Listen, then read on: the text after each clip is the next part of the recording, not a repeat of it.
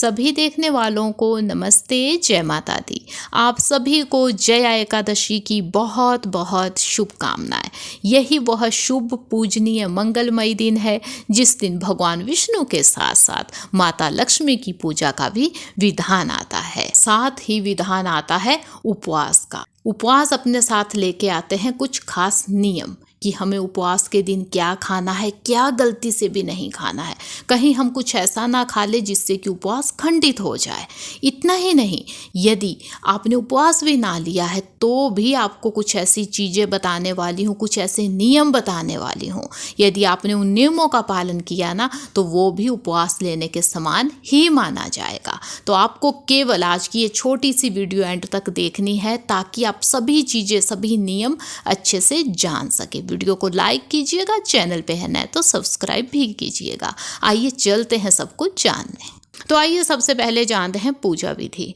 तो एकादशी के दिन आपको सुबह जल्दी उठना है। स्नान आदि से मुक्त होके आप अपने पूजा स्थल को साफ कीजिए।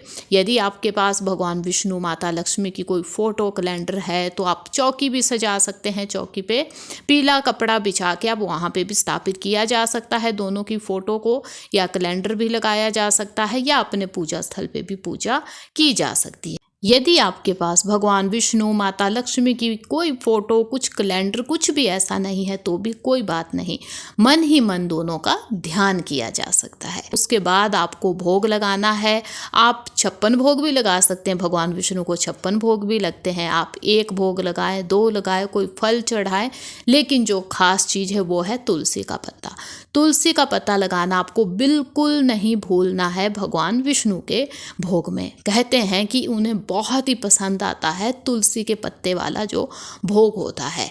लेकिन ध्यान क्या देना होता है, एकादशी के दिन तुलसी का पत्ता भोग लगाना अत्यंत शुभ है, लेकिन तुलसी का पत्ता पौधे से आज के दिन नहीं निकालना चाहिए, वो अशुभ माना जाता है। तो आप एकादशी से 1 दिन पहले ही तुलसी का पत्ता निकाल ले, एकादशी के दिन उसका भोग लगा ले। ये वो छोटी छोटी चीज़ें जहाँ हमसे गलती होती है।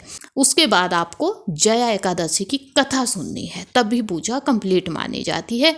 ये सुबह भी किया जा सकता है। यदि सुबह आपके पास ज़्यादा समय नहीं होता है तो सायंकाल में भी ये पूजा की जा सकती है। तो क्या खाएं क्या ना खाएं वो बाद में बताऊंगी, पहले आपको कुछ नियम बता देती हूँ।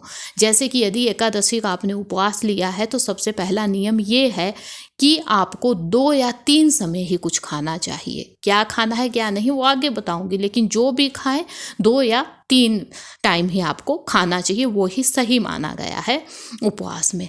लेकिन यदि आपकी तबीयत सही नहीं है, या प्रेग्नेंट है, या आपकी एज बहुत ज़्यादा है लेकिन आप उपवास लेना चाहते हैं तो आपके लिए ये नियम लागू नहीं होता है। क्योंकि यदि आप प्रेग्नेंट है या आप कोई दवाइयाँ लेते हैं तो आपने अपनी दवाइयाँ समय पे लेनी है। आप समय समय पे जैसा आपको लगे आप कुछ ना कुछ खा सकते हैं। सेहत का ध्यान पहले आप दे। तो ये नियम आते हैं। अब चलिए चलते हैं जाने उपवास लिया है खाना क्या है क्या नहीं, या यदि उपवास भी ना लिया तो भी कुछ चीज़ें बताने वाली हूँ आगे। तो सबसे पहले जानते हैं कि क्या खाना है। तो देखिए, इसमें आप पानी भी पी सकते हैं। उपवास ऐसा नहीं है बिना पानी पिए लिया जाता है, पानी पी सकते हैं। दूध या दूध से बनी हुई सभी चीज़ें आप इसमें खा सकते हैं, लेकिन यही ध्यान देना है कि पैकेट बंद, डिब्बा बंद कोई चीज़ें ना लाए। आप खुद यदि दूध से चीज़ें बना सकती हैं तो खा सकते हैं इस दिन। उसके साथ आप फल खा सकते हैं। सभी फल खाना अत्यंत शुभ है इस दिन। साथ ही साथ मौसमी फल जो होते हैं, जो सीजनल फल होते हैं ना, उन्हें खाना अत्यंत शुभ माना जाता है। वैसे ही आप फलों से जूस बना सकती है। यहाँ भी यही ध्यान दें कि पैकेट बंद, डिब्बा बंद जूस ना लाएं। बस खुद यदि फलों से जूस निकाल के आप पीती हैं तो वो शुभ माना गया है। उसके बाद देखिए, जो मेवे होते हैं वो सभी यूज़ किए जा सकते हैं, उनका यूज़ होता है एकादशी उपवास में। उसके साथ ही साबूदाना आप खा सकती हैं। साबूदाना से आप अनेक व्यंजन बना सकती हैं। मखाना आप खा सकती हैं इस उपवास में।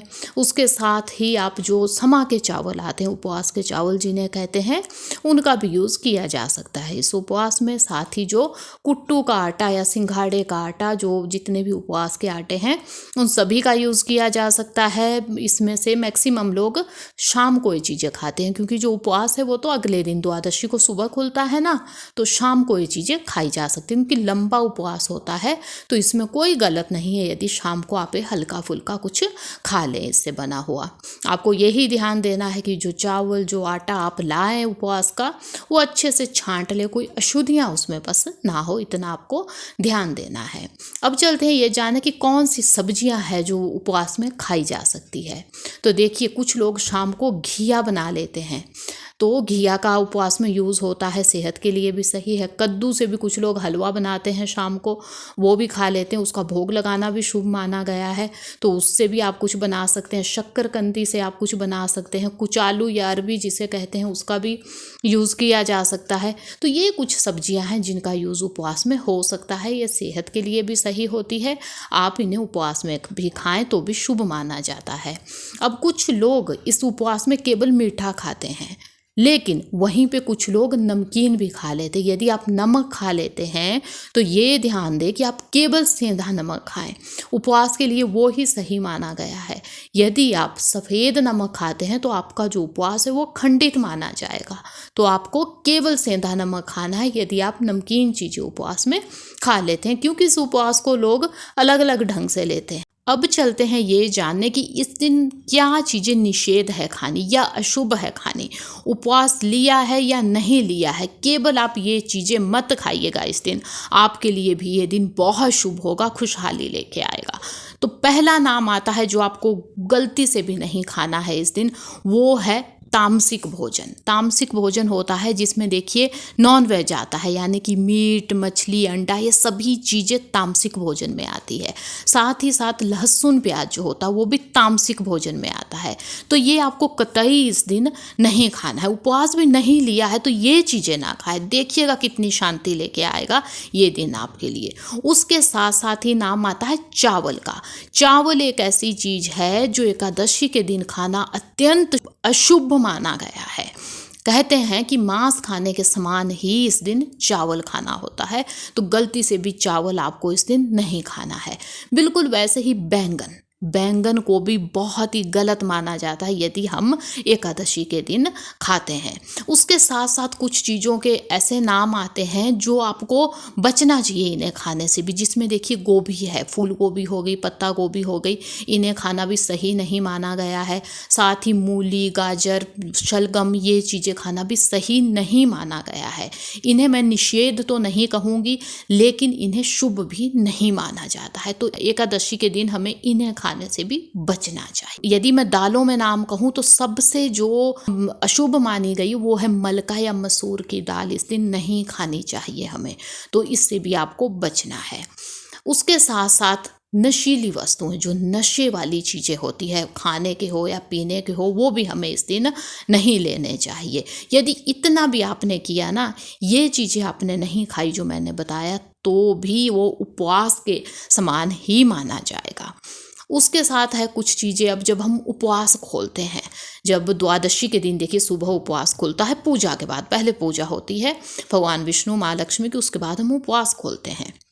तो आपको ये ध्यान देना है कि जो आप खाना उपवास के लिए बनाएं उसमें चावल आपको बनाना है, चावल को शामिल कीजिएगा। एकादशी के दिन अशुभ है चावल खाना, लेकिन द्वादशी के दिन अत्यंत शुभ माना गया है यदि आप चावल खाते हैं, तो अपनी डाइट में चावल उस दिन शामिल कीजिएगा अपने खाने में। जो भी खाना बनाए वो सात्विक होना चाहिए, सात्विक खाना जिसमें कोई लहसुन प्याज भी ना हो, ज़्यादा चटपटा ना हो, ज़्यादा मसाले वाला ना हो, आपको सिंपल खाना इस दिन बना के खाना चाहिए। सात्विक भोजन सबसे शुभ कहा गया है। उपवास भी नहीं लिया है तो भी आप इस दिन सात्विक भोजन ले तो भी वो उपवास के समान ही माना जाता है। जो भोग आपने लगाया है वो चीज़ें भी आप शामिल की जा सकती है खाने में।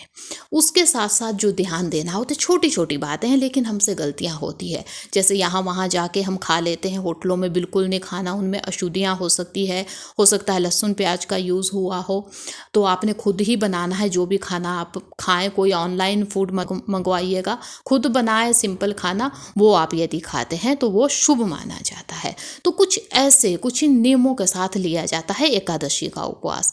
उम्मीद है मुझे कि आपको वीडियो पसंद आई होगी। लिखिएगा मुझे कमेंट में वीडियो आपको कैसी लगी, ज़्यादा ना लिख सके, जय माता दी ही लिख के जाइएगा।